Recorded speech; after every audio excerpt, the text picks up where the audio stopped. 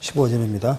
나아만이 모든 종자와 함께 하나님의 사람에게로 돌아와서 그 앞에 서서 가로되 내가 이제 이스라엘 외에는 온 천하에 신이 없는 줄을 아나이다. 청컨대 당신의 종에게서 예물을 받으소서. 가로되 나의 섬기는 여호와의 사심을 가리켜 맹세하노니 내가 받지 아니하리라. 나아만이 받으라 강권하되 저가 고사한지라.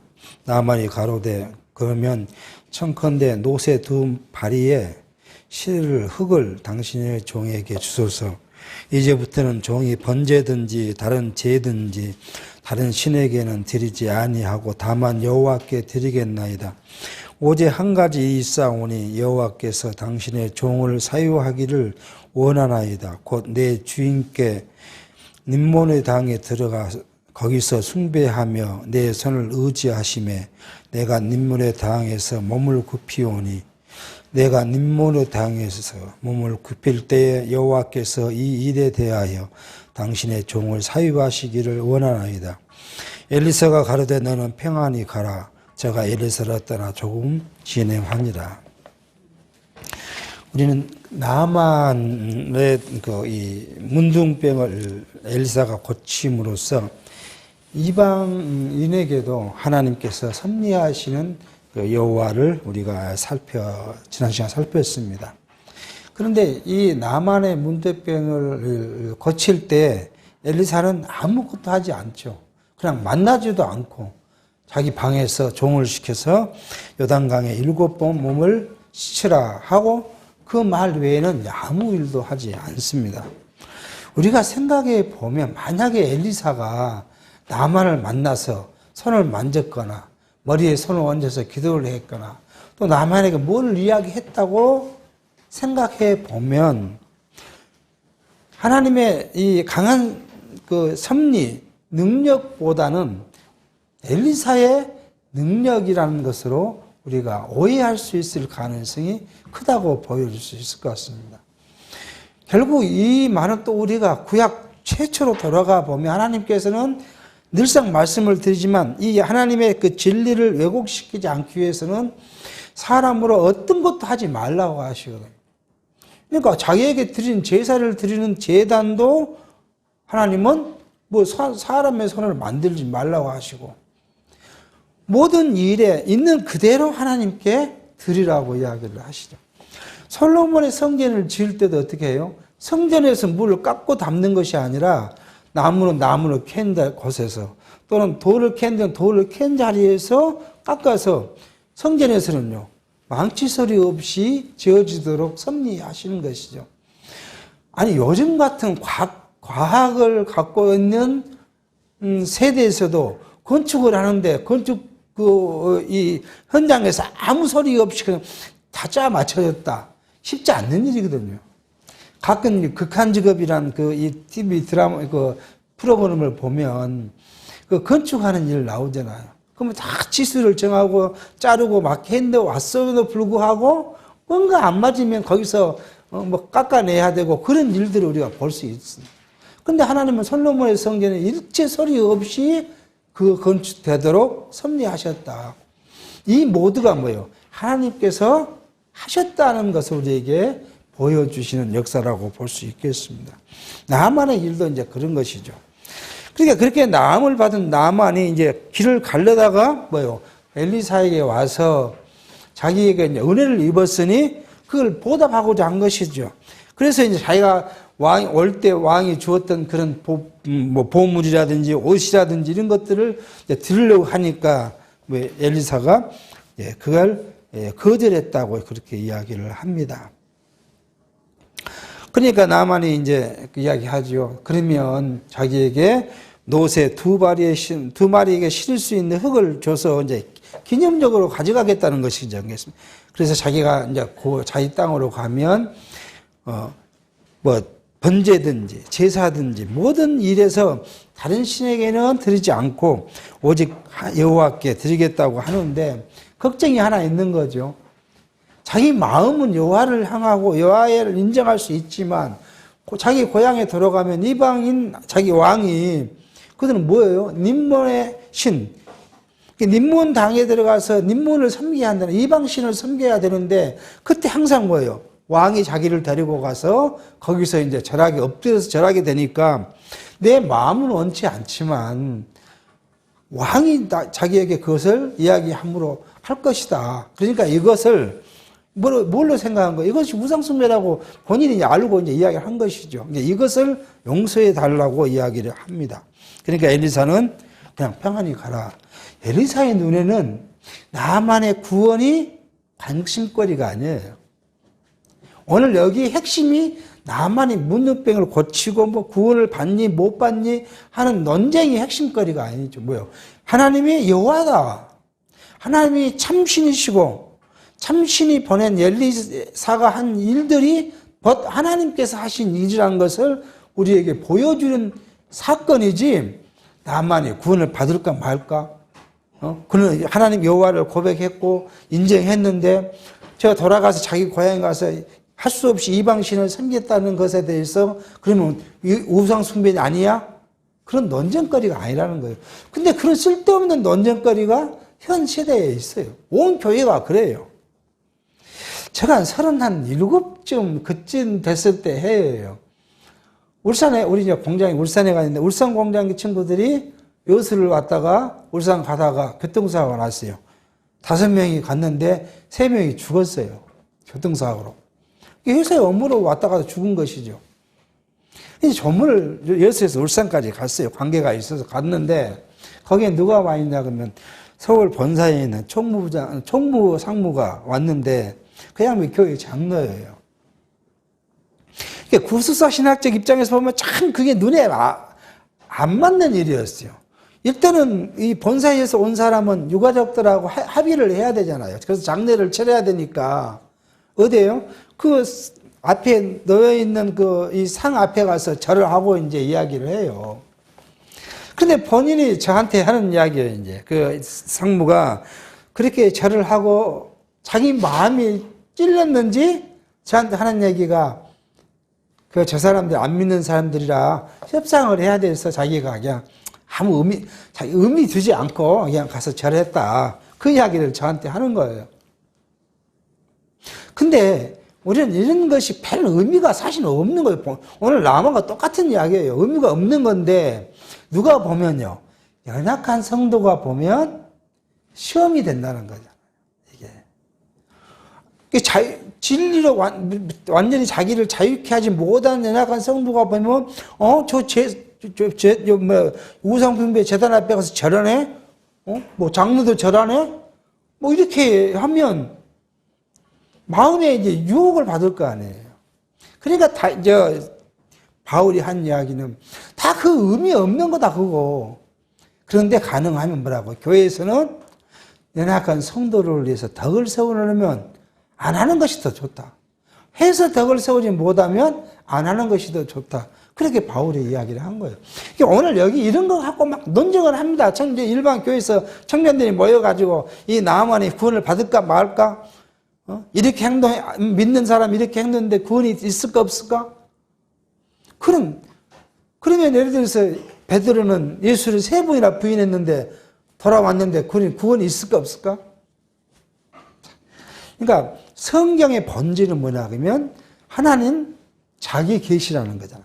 내가 뭘 어떻게 했다? 내가 너희와 약속을 내가 어떻게 이행했다? 그러면 내가 하나님이시고 나는 너희와 약속을 그대로 실행했으므로 내가 여호와다 하는 것을 계시한 내용이지, 한 단편적 사건이 이러냐 저러냐 그걸 논쟁의 거리가 아니라는 것을 이제 볼 수가 있습니다. 그런가 하면 또 그렇죠. 우리 성도들이 내 마음은 하나님을 향하고 육체는 또 어디를요? 육체를 향할 수밖에 없어요. 그래서 이제 이런 말씀을 갖고 또 자기 스스로 자기를 위안하는 일들이 있어요. 바로 성경에도 이런 일이 있었는데 내가 나는 그렇게 해서 스스로 자기를 위안하는 그런 분도 있어요. 근데 사실 성경을 그 이야기를 하자는 것이 아니거든요. 그래서 우리는 뭐예요? 성도는 뭐예요? 어제 저녁에도 집에서 자꾸 그런 이야기를 했지만, 우리는 하나님 앞에 하나님이 정말 사랑하는 자녀들이에요. 얼마나 하나님 우리를 사랑한 자녀였냐. 자기 생명을 버린 거잖아요. 육체를 입고 와서 자기 육체의 생명을 버리기까지 우리를 사랑하셨어요.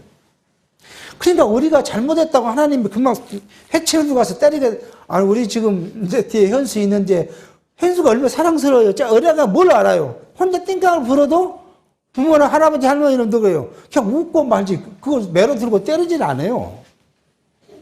사실 우리는 하나님 앞에 우리는 그런 존재예요. 근데 이런 존재로만 우리가 알고 있으면 한 가지 놓친 게 뭐냐 그러면 우리는 또한 어떤 신분이에요? 하나님 나라의 백성의 신분이라는 거잖아요. 하나님 나라의 백성의 신분의 위치, 백성으로서의 삶이 뭐냐? 그것이 이제 신약 성경에서 말하는 것이 영적 삶이라는 거예요. 이것이 뭐예요? 밸런스가 맞아야 돼요. 이것만 생각하고 나는 그것이 방종이잖아요. 하나님 나를 사랑하고 나를 다 용서했는데 내가 뭘 해도 상관이 없어. 그렇게 하면 그 방종이에요. 이게 누가 주장하는 거예요? 구원파가 주장한 거예요. 내가 하나님, 내 제사함을 받았다고 느낌이 있을 때 당신은 구원을 얻었으니까 당신의 과거의 죄, 현재의 죄, 미래의 죄를 다 용서했다. 구원파의 주장이 그거예요.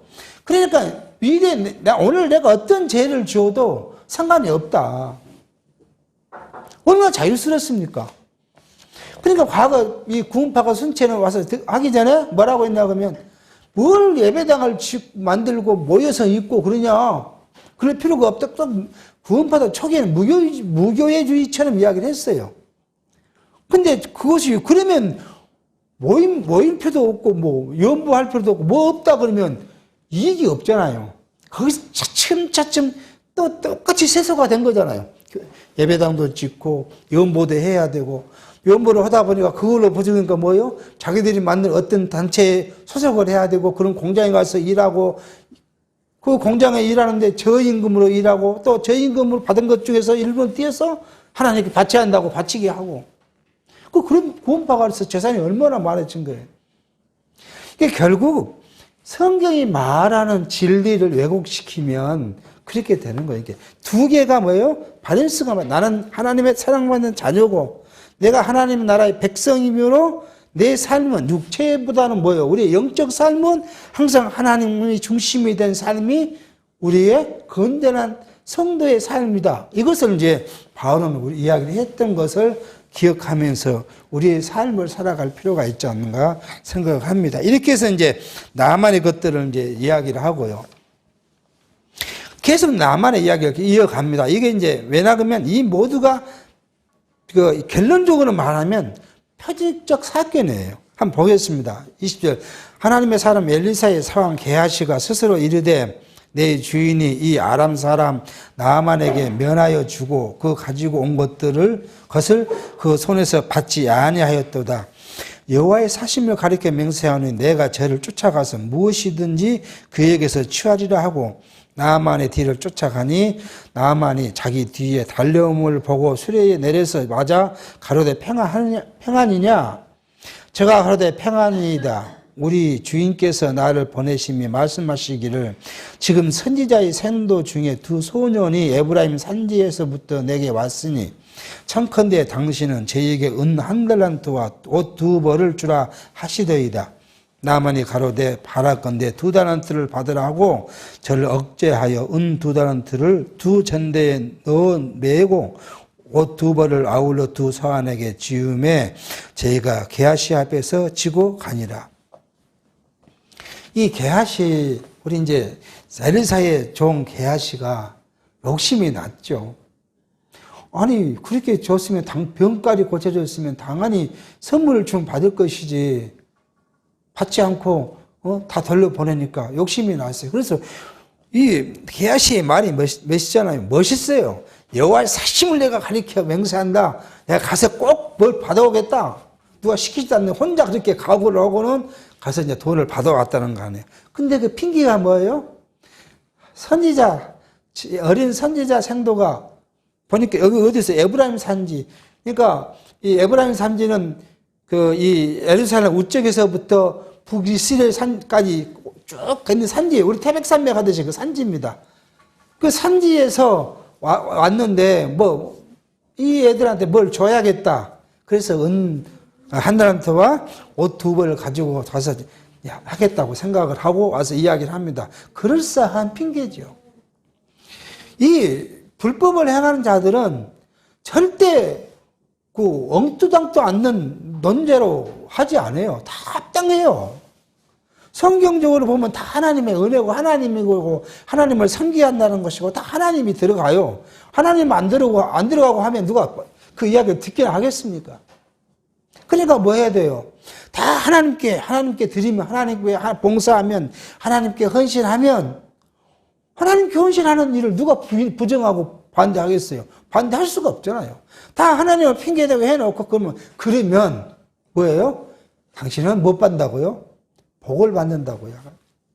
아니, 복을 빼버리고 우리 하나님의 백성이니까 하나님께 우리 헌신하고 하나님께 충성하고 하나님 말씀에 순종하고 하나님을 가까이 오고 그래서 삽시다. 그러면 우리가 합당한 말씀이죠. 그게 합당한 말씀이에요. 그걸로 끝나면 좋죠.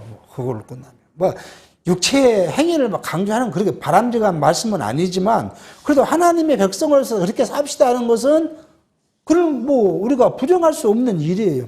근데 그 뒤는 뭐예요? 육체적 복을 받기 위해서 하나님을 핑계댄 거예요. 그 육체의 복을 받기 위해서 하나님께 하면요. 누가 가장 이득을 봐요? 물론 꼭 말을 하지 않아도 알잖아요. 이득 볼 사람이 딱 있어요. 그래서 교회가 돈이 많아지면 뭐 돼요?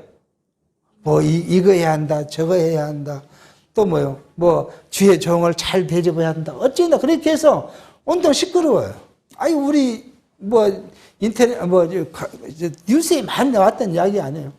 저 여의도에 있는 어떤 교회, 성북구에 있는 어떤 교회, 또 강남에 있는 어떤 교회, 그런 교회들이 그렇게 해서 연부를 많이 하고 있는데 교회를 크게 짓고 나니까 뭐예요 이제? 그래도 돈이 넘지 않으니까 뭐 합니까?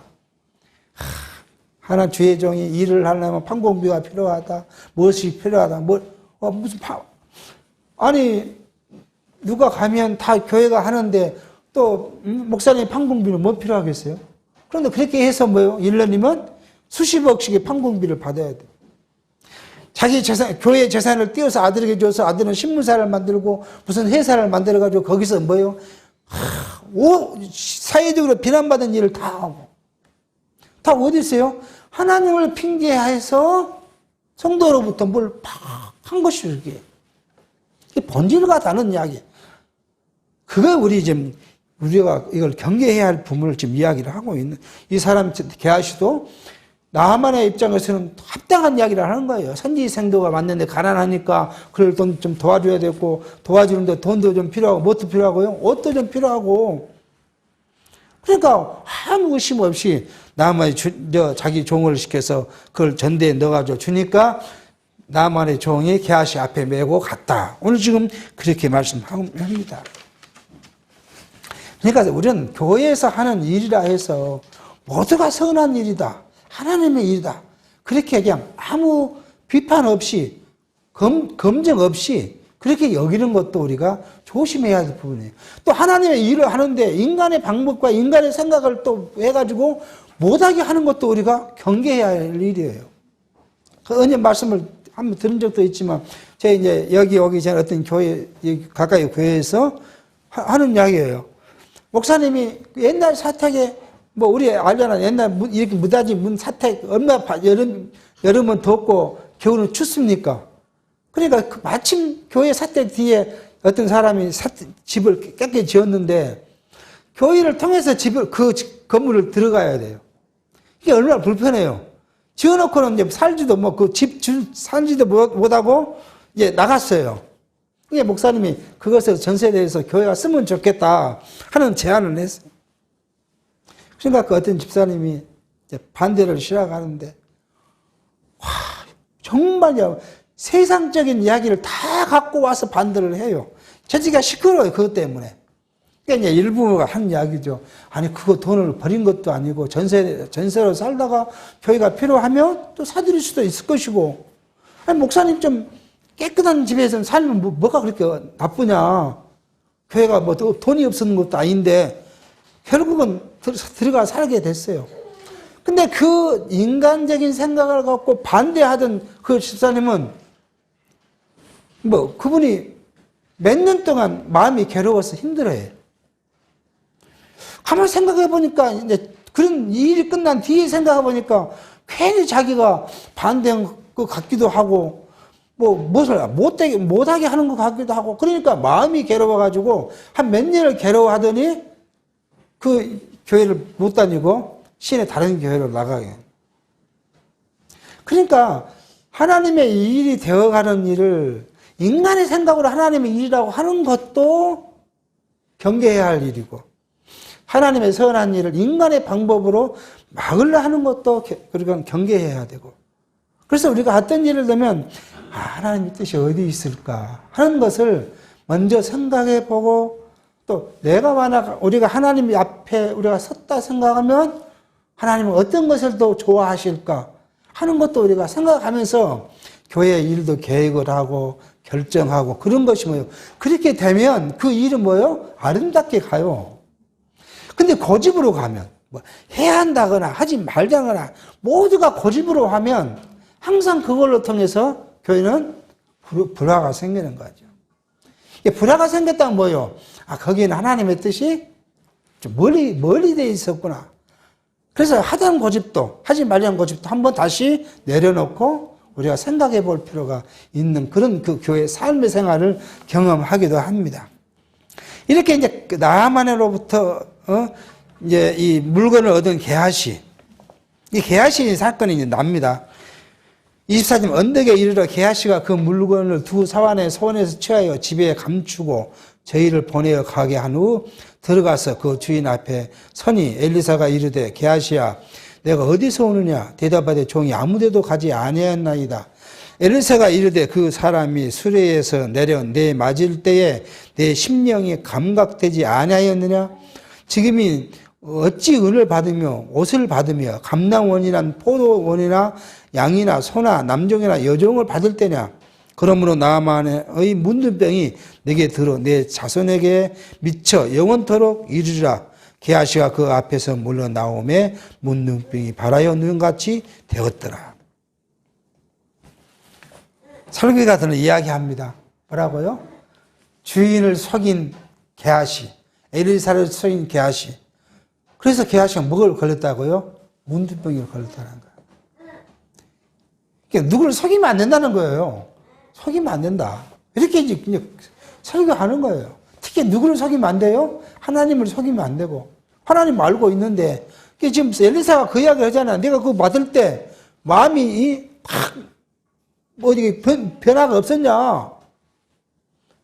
이게 게하시는 엘리사를 속이고 하나님을 속였기 때문에 문둥병이 걸렸다. 그렇게 해서 이 게하시의 문둥병은 뭐예요?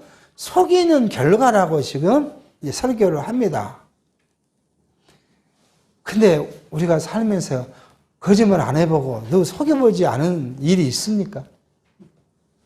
없어요. 사람에 따라서 정도의 차이겠지. 성경은 그걸 말하고자 합니다. 제가 최대 표적적 사건이라고 결론부터 말씀드린 이유가 이게 뭐예요? 엘리사가 뭐예요? 그렇게 말한 거 내가 문둥병이 있을 거라고 말한 그대로 게하시가 문둥병이 있으면 뭐예요?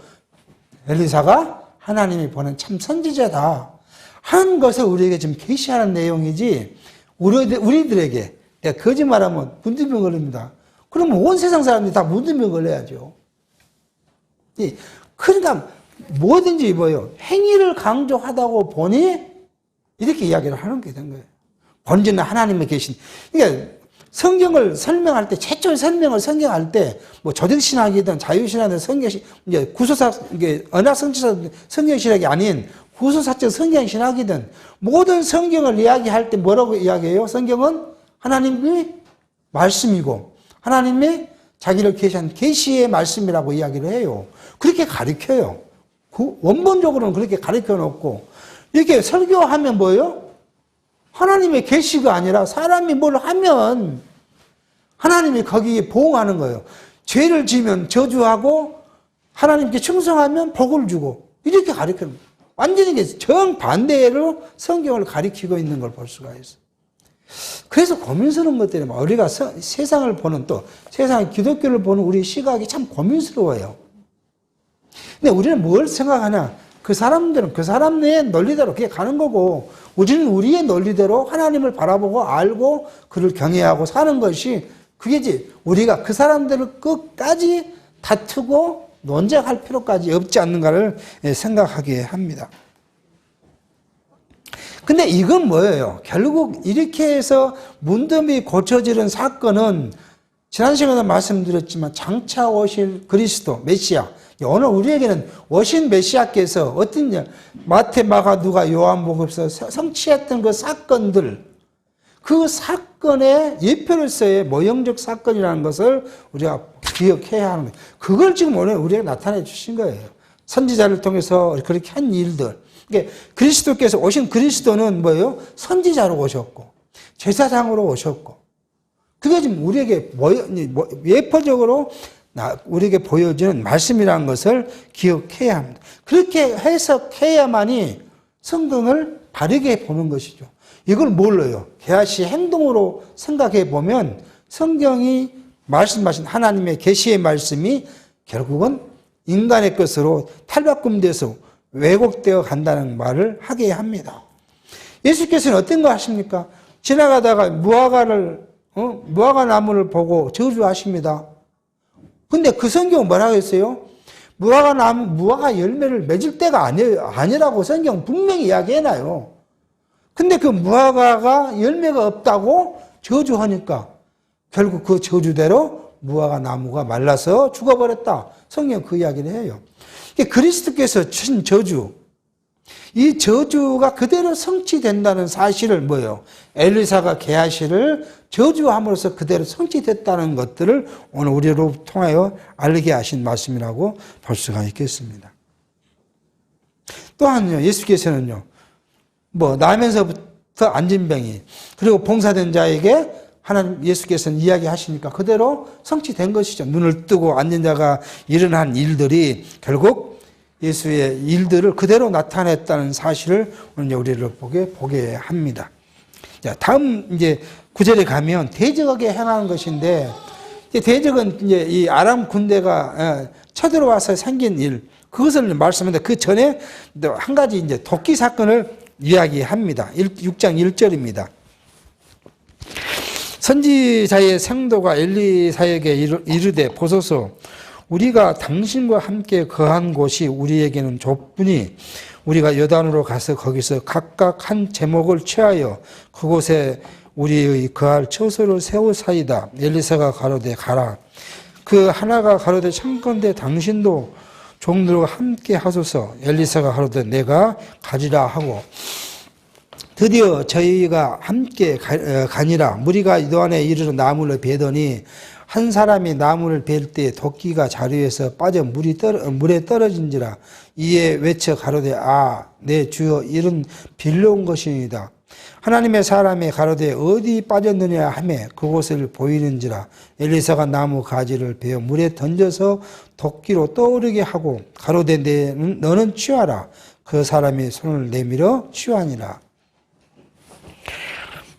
이게 선지자 생도 학교에서 좁으니까 이제 확장하겠다는 거 아니에요. 그러기 위해서 나무를 빌어 갔는데 도끼질하는 나무에서 도끼 자루에서 도끼가 빠졌다. 그래서 그 물에 빠졌다.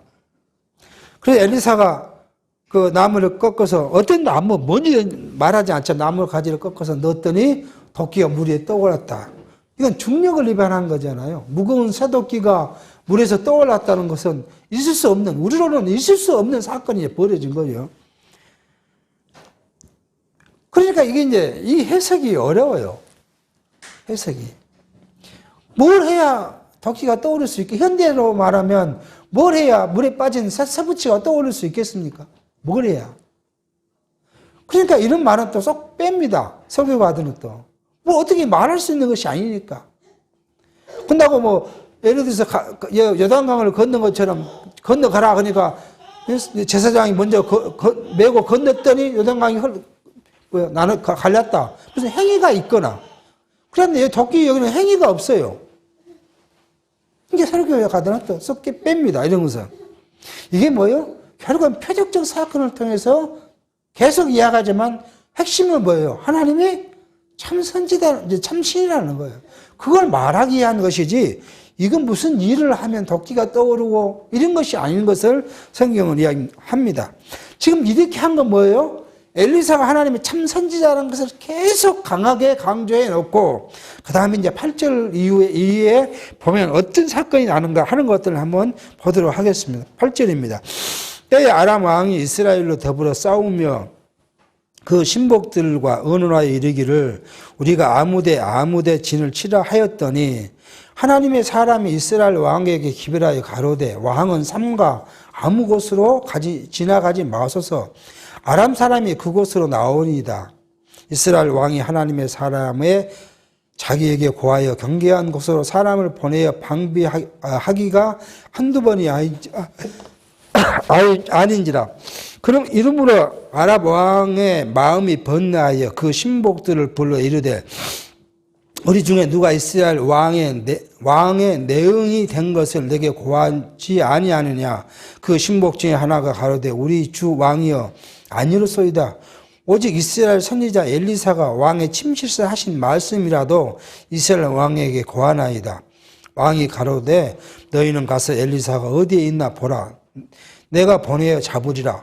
혹이 왕에게 고하여 가로되 엘리사가 도단에 있나이다. 자, 이때 아마 아라방은 하사엘로 이제 보여집니다.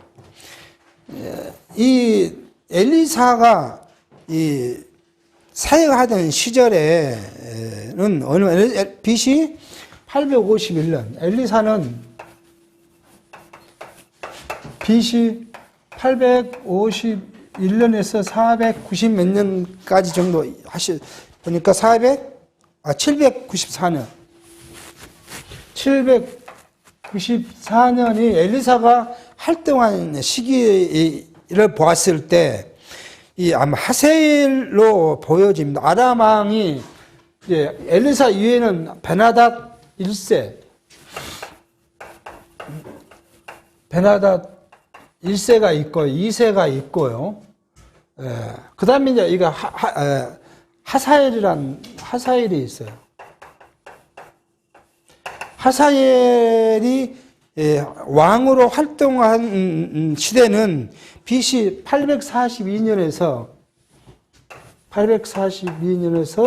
791년가 842년 800년 하사엘 800년 정도가 하고요. 베나닷 2세가 865년에서 842년. 왜 이렇게 말씀하냐면 성경이 그냥 동화 같은 이야기가 아니라는 거예요. 역사적으로 확실히 존재된 그러한 것을 이제 우리가 살펴보기 위해서 연대를 한번 살펴봅니다. 그리고 이제 베나닷 3세가 있는데, 이거 이제 베나닷 1세와 2세는 부자지간 거고요. 하사엘은 베나닷 2세의 신하였는데, 우리가 하사엘을 생각하면 뭐 들어가야 될 것 같아요? 왕상 17장인가로 가야 돼요. 여기 뭘 생각해야 돼요? 엘리야가 이사벨에 자기를 죽이려고 하니까 도망을 갔죠. 이 사마리아에서 도망을 남쪽으로 해서 브엘세바에 이르고, 브엘세바에서 하나님께서 엘리사를 깨워서 두 번이나 먹게 하신 후에 어디요? 시내산, 모세 시내산 호렙산으로까지 가갖고 그 굴에 있었는데 하나님이 거기에 찾아와서 엘리사에게 세 가지의 일을 하게 하시죠. 그 중에 하나가 뭐예요? 하사엘을 기름 부어라. 그래서 왕이 되게 하라는 적이 있어요.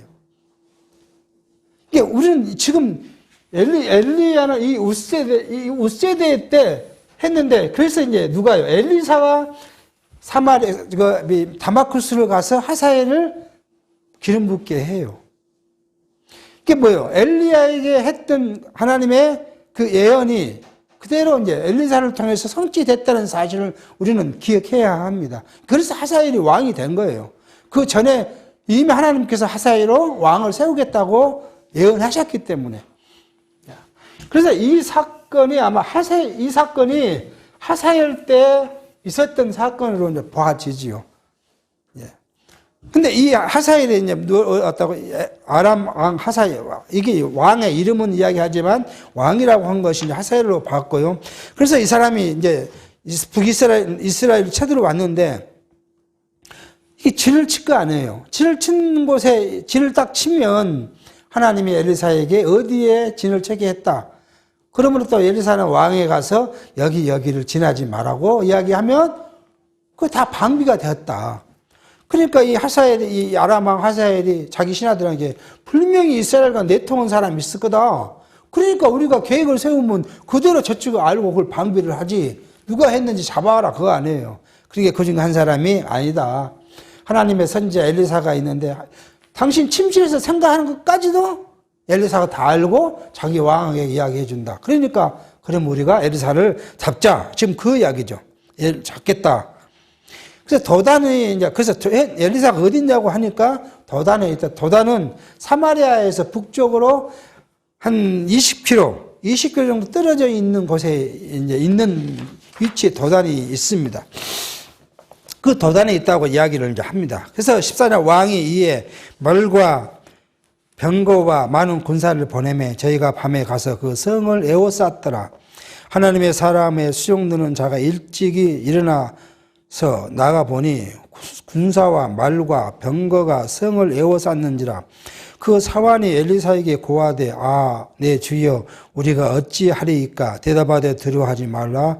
우리와 함께한 자가 저와 함께한 자보다 많으니라 하고 기도하여 가로되 여호와여 원컨대 저의 눈을 열어서 보게 하옵소서 하니 여호와께서 그 사환의 눈을 여심해 저가 보니 불말과 불병거가 산에 가득하여 엘리사를 둘러섰더라. 아람 사람이 엘리사에게 내려오매 엘리사가 여호와께 기도하여 가로되 원컨대 저 무리의 눈을 어둡게 하소서 하매 엘리사의 말대로 그 눈을 어둡게 하신지라. 엘리사가 저에게 이르되 이는 그 길이 아니요 이는 그 성도 아니니 나를 따라오라. 내가 너희를 인도하여 너희 찾는 사람에게로 나아가리라 하고 저희를 인도하여 사마리아에 이르니라. 그래서 이 이제 아람 왕이 보낸 이 군대가 엘리사를 에워쌌는데 엘리사의 종이 보니까 큰일 났죠. 이제 많은 군대가 자기를 에워싸고 있는데 자기들은 뭐 군인 한 사람도 없는 상태에서 분명히 이제 잡혀 것을 뻔하는 거죠. 그 걱정이 돼서 이제 자기 선생인 이제 엘리사에게 이야기했더니 뭐예요? 걱정하지 마라. 그리고 기도해서 영광을 떴더니 뭐예요? 신령한 하나님의 군대. 불말과 불병거가 그 자기를 에워싼 아람보다 더 많은 군대가 아람을 둘러싸고 있는 것을 보게 합니다. 자, 이것은 뭐예요? 하나님께서는 뭐예요? 하나님의 백성을 어떻게 보호하신다고요? 백성을 보호합니다. 오늘도 하나님은 우리를 이렇게 보호하셔요. 예, 그때만 보호하신 게 아니라 지금도 보호하셔요. 뭘로부터요? 모든 일로부터 보호하셔요. 물론 우리가 세상적으로 보면 어떤 일을 당하기도 하고 하지만 그건 뭐예요? 다 우리를 훈련시키는 교육이에요. 만약에 성도가 훈련이 아니고 그냥 일반적인 몸으로 천국 백성이 된다면 얼마나 좋겠습니까? 근데 천국에 가는 우리 백성의 모습은 뭐예요? 가장 중요한 게 하나님 앞에는 뭐예요? 겸손한 자들이에요. 내가 하나님하고 비교해갖고 내가 싸우겠다? 그렇게 하는 것이 천국 백성의 삶이 아니에요. 어디로부터 훈련을 받아요? 세상 사람으로부터 훈련을 받아요. 그렇게 훈련을 받아서 나를 깎고 나를 또 깎고 해서 뭘로 변하죠? 조금씩 내 성정은 뭘로요? 세상 사람의 성정과 같지 않고 신령한 사람의 성정으로 조금씩 바뀌어가요. 생각해보면 이제 우리가 가격 성질 급한 사람, 가격한 사람 다 있잖아요. 우리가 젊어서부터는 자꾸 뭔가에 부딪혀가지고 내 뜻대로 안 되고 무언가에 자꾸 넘어지고 그렇게 해서 조금씩 깎아져 왔던 모습을 볼 수가 있어요. 성전에 돌로 사용되는 사람은 그 모퉁이 모서리에 날카로운 모서리로 사용된 것이 아니라 뭐예요? 다듬어져서 두루뭉실해주고 그렇게 성전을 세워가요. 이게 성전을 세워가는 성도들, 교회 지체의 모습이 뭐예요? 자꾸 우리 못한 것은 깎여져서 아름답게 돼가는 거예요. 그게 뭐예요? 세상에서 받은 일로 통해서 우리가 훈련돼 가고 교육돼 가는 거예요. 그 모습이요. 그렇게 하는 것은 하나님이 우리를 그 백성으로 만들어가는 교육의 장이고 사단과 불법 불의한 자들로부터 우리를 하나님은 그렇게 보호하셔요. 우리 주변에 불의한 자들이 얼마나 많습니까? 적그리스도 이단이 얼마나 많고 비진리 얼마나 많습니까? 그 비진리와 적그리스도와 불의한 자들로부터 우리를 보호하시는데 뭐예요? 하늘의 불멸과 불병거가 엘리사를 보호하고 있는 것처럼 우리를 보호하셔요. 그러면 우리가 두려움이 없다는 거예요. 성도가 힘이 좋아서 두려움이 없는 것이 아니라 하나님이 나를 보호하시기 때문에 그래서 우리가 하나님 앞에서 하나님 백성으로서 두려움 없이 살아가는 것을 지금 이야기를 하고 있습니다. 그러니까 지금 신앙이란 건 그래요. 구약시대 지금 이 엘리사의 이 사건을 보면서 하나님의 존재를 알기 위해서 선지자 엘리사를 통해서 보이지 않는 하나님을 보게 한 것처럼 그렇게 보여주는 것처럼요. 지금도 본질적으로는 보이지 않는 우리 본질의 세계가 영원한 세계가 우리가 있는데 이것을 무엇을 통해서요? 말씀, 성경을 통해서 우리를 보여주게 해요. 그게 지금 이와 똑같은 모형적 사건이라고 볼 수 있는 거예요. 하나님은 성경을 통해서 우리를 가르쳐 주신 것이지 성경 이외의 것으로 보여주시지 않아요. 천주교는 어떤 걸 해요? 성경 말고 뭐예요? 교황의 말이 하나님의 말보다 위에 있다 해서 외경을 갖고 있잖아요. 성경 66권 이외에 외경. 그래서 그들은 70몇 권, 80몇 권 그래요. 그러니까 성경이 별로 중요치 않아요. 교황이 말하면 그것이 더 중요해요. 그래서 그걸 우리가 뭐라고요? 이단이라 하는 거예요. 이단. 어떻게 하나님 말씀보다 교황의 말이 더 권위가 있으면 말이 안 되는 이야기잖아요. 오늘 이게 또 뭐예요? 일반 우리 기독교 안에서도 어떤 일이 벌어져요? 이런 계시를 보고자 하는 사람들이 많이 있어요.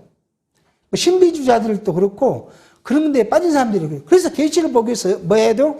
막 기도하고 산에 가서 기도원에 가서 기도하고 난리를 칩니다. 근데요, 그렇게 하면 무엇이 와요?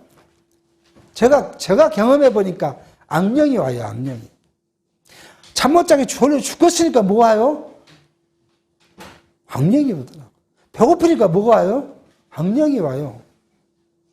근데 그 대표적인 것이 뭐예요? 예수께서 40여 금식하고 기도했더니 얼마나 지치고 피곤합니까? 예수를 유혹하는 건 뭐예요? 빵으로 유혹하고, 그 다음에 하늘로 높은 데 가서 권세로 유혹하고, 다 뭐예요? 육체의 것을 유혹을 해요. 그렇죠.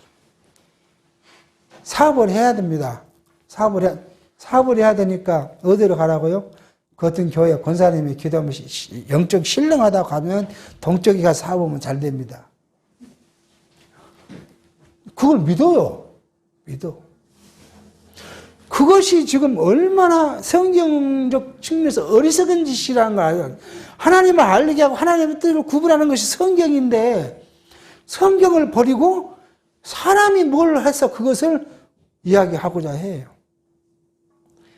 가끔 말씀드리지만 저도 그런 고민을 많이 해요. 제가 갑자기 암이 걸렸다. 어디 가면 선물 얹어도 암이 안 나더라. 이거 가야 될지 말아야 될지. 육체적으로는 고민스럽지 않습니까? 아무리 성경적으로 그것이 적그리스도라고 이야기하고 가르치고 믿는다고 하지만 막상 내가 암이 걸렸다고 딱 해서 이거 올리면 살고 안 올리면 3일에 죽는다고 하면 그러니까 얼마나 진리를 사수한다는 것이 어렵다는 걸 알 수가 있어요. 육체로 진리를 사수하게 된다면은 뭐예요? 불가능한 거예요. 신령은 하나님의 영이 우리와 함께 해주지 않으면 진리 사수한다는 것이 쉽지 않다는 것을 오늘 알게 합니다. 보혜사 성령께서 이 진리의 말씀, 성경을 우리를 통해서 성경으로 가르치고 성경의 말씀이 생각나게 하고 그렇게 하기 위해서 우리를 통해 성경을 공부하게 하고 말씀을 상고하도록 역사하시는 것을 볼 수 있습니다. 이것이 오늘 현대를 살아가는 우리들도 신령한 하나님의 나라를, 신령한 걸 볼 수 있는 길이 뭐예요? 성경을 통해서만이 신령한 것을 바라볼 수 있다라는 것을 생각해 보게 합니다.